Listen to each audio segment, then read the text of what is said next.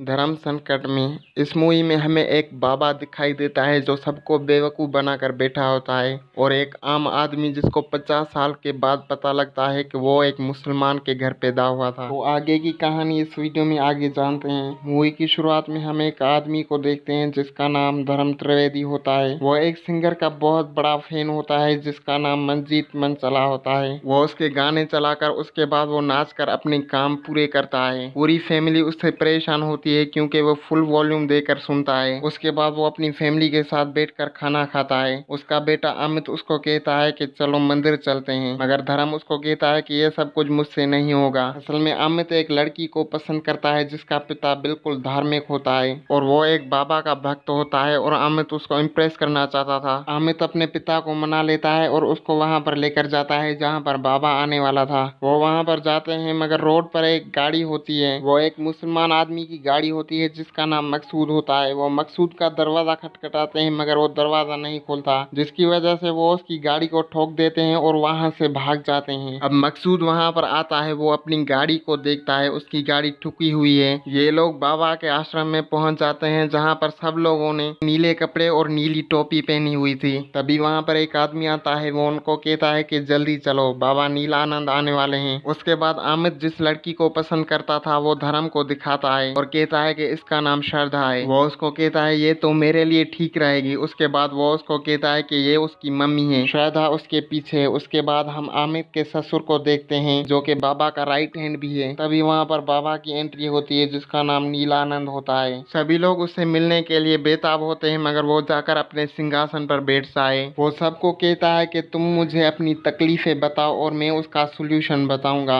एक लड़की उसके पास आती है, वो उसको कहती है कि मैंने MBA किया है मगर मुझे नौकरी नहीं मिल रही। उसके बाद वो उसको कहता है कि तुम मेरे आश्रम में काम करोगी और हमारी सेवा करोगी। उसके बाद दूसरा आदमी उसको कहता है कि मेरी शादी को 8 साल हो गए हैं मगर मुझे बच्चा नहीं हुआ। वो अपनी समस्या बाबा को बता रहा होता है, तभी उसके पास कॉल आता है। वो सबको चिल्लाकर बता रहा होता है कि मेरी बीवी पेट से है। ये सब कुछ धर्म देख रहा होता है और कहता है कि समस्या अभी बताई नहीं और सोल्यूशन आ गया। धर्म अपने बेटे को कहता है कि श्रद्धा को भगा कर ले जाओ मगर वो उसको मना कर देता है और कहता है कि श्रद्धा कभी भी ऐसा नहीं करेगी। उसके बाद धर्म की बीबी धर्म को कहती है कि तुम्हारी माँ को मरे हुए 2 महीने हो गए हैं मगर तुम अभी भी उसका सामान नहीं लेकर आए हो लॉकर से। वो उसको कहता है कि आज लेकर आऊंगा। उसके बाद वो जैसे बाहर जाता है तो उसको मकसूद मिलता है जिसकी गाड़ी को एक ठोक कर चला गया था। मकसूद उस पर केस करने की धमकी देता है क्योंकि वो पेशे से एक वकील होता है मगर धर्म उसको कहता है कि तुम्हें जो करना है कर ले। उसके बाद वो अपनी माँ का लॉकर खोलता है और उसका सामान निकालता है। उस लॉकर में से पेपर निकलता है जो कि ऑर्फनेज का होता है। तभी उसको पता लगता है कि उसको एडॉप्ट किया गया था। वो ऑर्फनेज का नाम देखता है और वहाँ पर जाता है। वो उनको डोनेशन देता है। उसके बाद वो उनसे रिकॉर्ड के बारे में पूछता है। ऑर्फनेज वाले कहते हैं कि हमारे पास बहुत पुराने रिकॉर्ड हैं मगर उसकी जानकारी देना मना है। मगर वो उनको चालाकी से कहता है कि मैं नहीं मानता कि तुम्हारे पास इतने पुराने रिकॉर्ड्स होंगे। जैसे ही उसको रिकॉर्ड दिखाते हैं तो वो उनको लेकर भाग जाता है और वॉशरूम में जाकर पढ़ता है। तब उसको पता लगता है कि उसके बायोलॉजिकल फादर का नाम मीर शौकत अली है। बाहर ऑर्फनेज वाले उसका इंतजार कर रहे होते हैं। उसके बाद वो बाहर आता है और उनकी फाइल उनको वापस कर देता है। वो अपने घर आता है। उसकी बीवी न्यूज देख रही होती है। न्यूज में आ रहा होता है कि एक अटैक हुआ है मगर शक मुसलमानों पे गया है। उसके बाद वो अपनी बीवी को गुस्से में कहता है कि टीवी बंद करो, ये बकवास न्यूज है। उसके बाद वो मुसलमानों के मोहल्ले में आता है। वहाँ पर इसको एक फकीर मिलता है और कहता है कि जो सही है वही दुरुस्त है। फिर वो एक पंडित के पास जाता है। वो उसको कहता है अगर मैं सही हूँ तो मैं दुरुस्त क्यों नहीं हूँ, मगर पंडित को उसकी बात समझ में नहीं आती और उसके बाद वो वहाँ से चला जाता है। उसकी मुलाकात मकसूद से होती है। वो मकसूद को कहता है कि यार मैं भी मुसलमान हूँ, अब तुम क्या करोगे, पूरे मोहल्ले को बताओगे। उसके बाद मकसूद उसको कार में बैठने के लिए कहता है मगर धर्म उसको कहता है मुसलमान हूँ इसलिए। वो उसको कहता है कि नहीं, तुम परेशान हो इसलिए। वो उसको पूरी कहानी सुनाता है और कहता है कि अगर लोग जिम्मेदारी नहीं संभालना चाहते तो बच्चे पैदा क्यों करते हैं। वो मकसूद को कहता है कि मेरे बायोलॉजिकल फादर को ढूंढने में मेरी मदद करो। मकसूद उसको कहता है कि मैं पूरी कोशिश करूंगा उसको ढूंढने की। अमित और श्रद्धा वीडियो कॉल पर बात कर रहे होते हैं। अमित उसको कहता है कि आज मैं पापा को मना लूंगा, मुझे मंजीत मनचला की एक क्लिप मिली है पुरानी। उसके बाद वहाँ धर्म आ जाता है। वो श्रद्धा से बात करता है। शारदा उसको कहती है आप थोड़े धार्मिक बन जाइए। उसके बाद अमित शारदा को कहता है कि फिर बात करते हैं, और नीलानंद कहता है। फिर धर्म अमित को कहता है कि अगर लड़की बाय कह रही है तो बाय जानू, बोले नीलानंद क्या है। उसके बाद अमित धर्म को मंजीत मंचला की वो क्लिप दिखाता है। धर्म उसको कहता है कि मंजीत पर केस लगा था कबूतरबाजी का, पता नहीं कहाँ गायब हो गया, कमाल का सिंगर था। उसके बाद मकसूद धर्म को कहता है कि तुम्हारे पिता का पता लग चुका है और पता चला है कि वो बहुत ही नेक इंसान थे।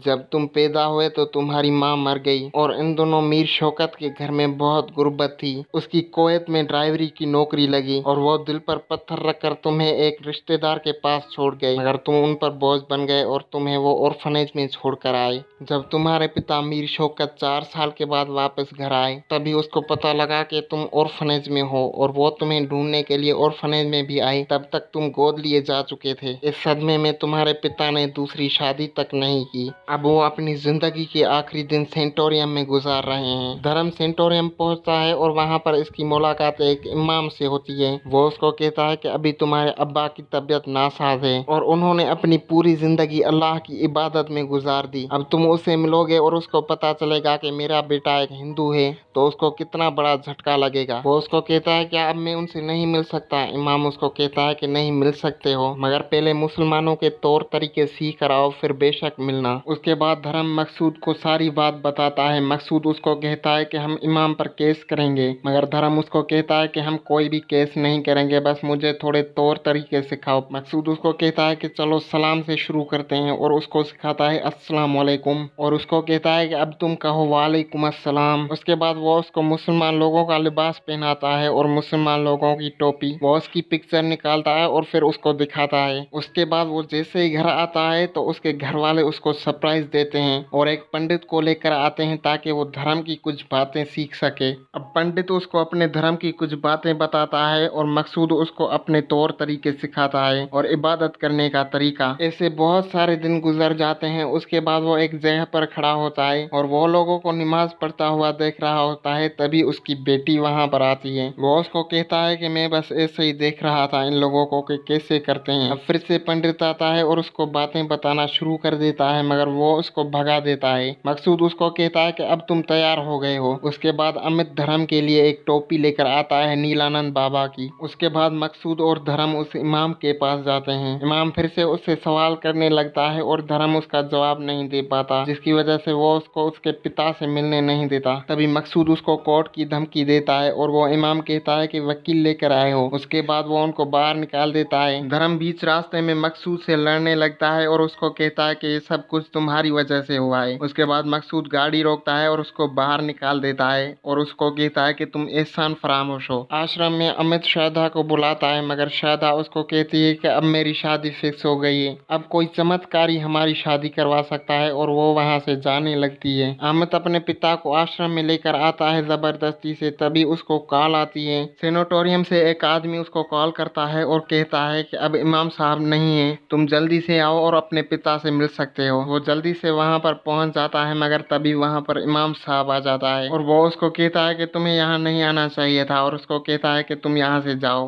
वो जैसे ही जाने लगता है तभी उसका बेटा उसके सामने आता है। धर्म अपनी माँ को बताता है कि मैंने पापा को मस्जिद से आते हुए देखा। तभी वहाँ पर धर्म आ जाता है। तभी वहाँ पर धर्म ईसाई बनकर आ जाता है।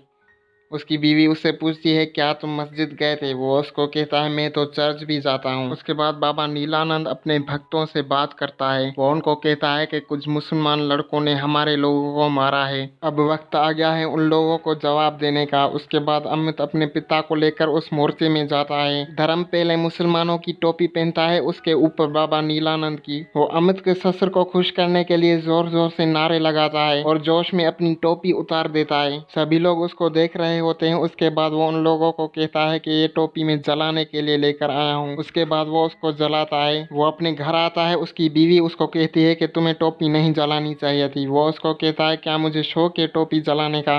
उसके बाद वो अपने घर वालों को बुलाता है और सच्चाई बताने लगता है। तभी वहाँ पर बाबा नीलानंद आ जाते हैं। बाबा नीलानंद धर्म को कहता है कि तुम एक बहादुर लीडर हो और मैं तुम्हें धर्म रक्षक बनाने के लिए आया हूँ, मगर वो उसको कहता है कि मुझे धर्म रक्षक नहीं बनना। उसके बाद अमित जाकर बाबा के पास बैठता है। बाबा अपने राइट हैंड को कहता है कि ये तुम्हारी बेटी से बहुत प्यार करता है और मुझे ये रिश्ता बिल्कुल ठीक लगता है, क्या तुम्हें ठीक लगता है? वो उसको कहता है कि जो आपका हुक्म बाबा। उसके बाद वो उन दोनों के लिए एक भजन गाने लगता है और धर्म को उसकी आवाज बहुत पसंद आ जाती है। धर्म की बेटी उसका वीडियो बनाती है। तभी वहाँ पर मुस्लिम लोग आ जाते हैं और धर्म को कहते हैं कि बाहर निकलो, क्योंकि धर्म ने उनकी टोपी जलाई थी। वो उनसे टोपी जलाने के लिए माफी चाहता है और उनको बताता है कि मैं भी मुसलमान हूँ और वो उनको कहता है कि मैंने जली हुई टोपी भी रखी है। उसके बाद वो सभी मुस्लिम लोग वहाँ से चले जाते हैं, मगर उस पर केस होता है। उसकी फैमिली भी उसको छोड़कर चली जाती है और वो बहुत दुखी होता है। उसके बाद उसको कोर्ट का नोटिस मिलता है और वो जाकर कोर्ट पहुंचता है, मगर उसके पास कोई भी वकील नहीं होता और तभी वहाँ पर मकसूद आ जाता है। वो उसका वकील बनता है। मकसूद जज को उसकी सारी कहानी बताता है और कहता है कि अगर इसको इसके पिता से मिलने दिया होता तो आज ये टोपी जलाने वाला किस्सा होता ही नहीं। उसके बाद मकसूद अपनी कहानी को साबित करने के लिए सब लोगों को कटघरे में बुलाता है। वो इमाम भी वहाँ पर आता है। मकसूद उससे पूछता है कि तुमने धर्म को उसके पिता से नहीं मिलने दिया?